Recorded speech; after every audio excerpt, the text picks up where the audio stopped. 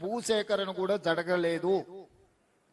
అంటే భూసేకరణ చెయ్యకుండానే ప్రాజెక్టులు పూర్తయితాయని చంద్రశేఖరరావు గారు ఎట్లా భావించిందని నేను అడుగుతున్నా.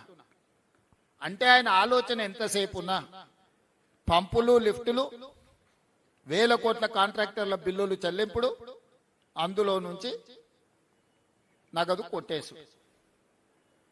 నాగం జనార్దన్ రెడ్డి గారు కొట్లాడి కొట్లాడి కొట్లాడి అలసిపోయి ఇప్పుడు ఆయనతోనే చేరే పరిస్థితి వచ్చింది.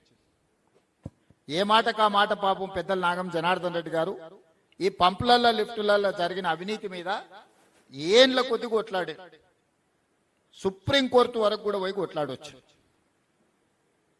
ఆయన మాట్లాడిన దాంట్లో వాస్తవం ఉంది. ఈరోజు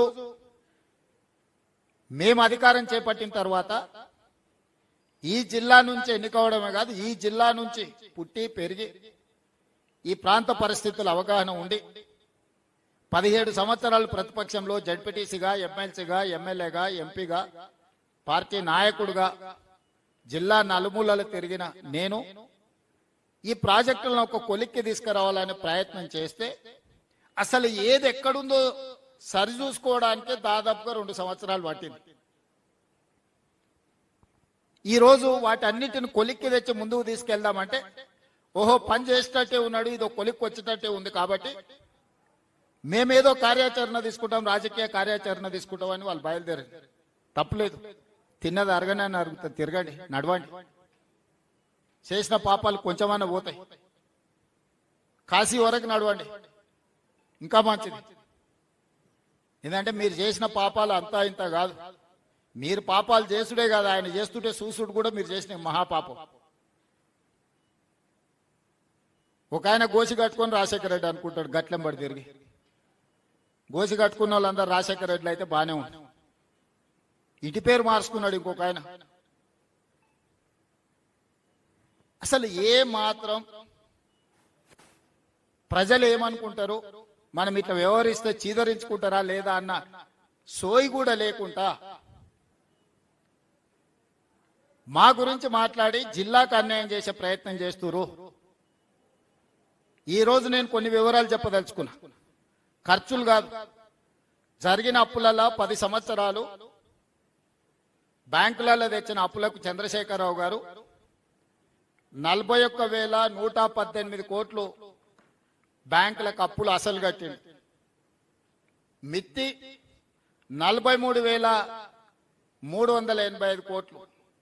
చంద్రశేఖరరావు 10 సంవత్సరాలలో సాగునీటి ప్రాజెక్టుల కోసం చేసిన అప్పులకు 84,503 కోట్ల రూపాయలు 10 ఏళ్లలో ఆయన కట్టింది.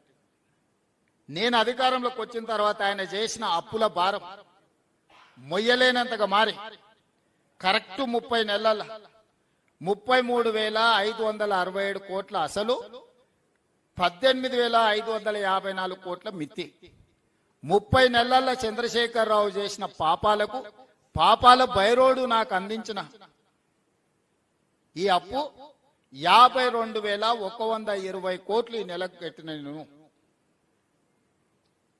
మీడియా మిత్రులు రాసుకోవాలి, 30 నెలల చంద్రశేఖరరావు చేసిన అప్పులకు తప్పులకు ఓన్లీ సాగునీటి ప్రాజెక్టులకు నేను చెప్పేది 52,121 కోటి రూపాయలు ఆయన చేసిన అప్పులకు తప్పులకు అసలు మిత్తి కలిపి 52,121 కోటి రూపాయలు నేను చెల్లించిన.